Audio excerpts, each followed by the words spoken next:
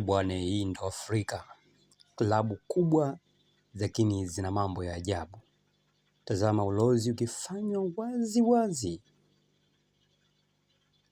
na benchi la ufundi la klabu ya Orlando Pirates kutoka kule Afrika ya Kusini.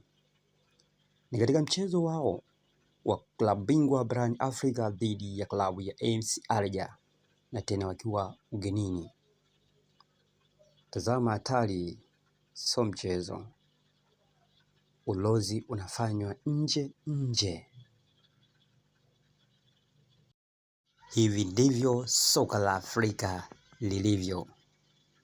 Si kitu cha ajabu cha kushangaza, bali ndivyo soka la Afrika lilivyo.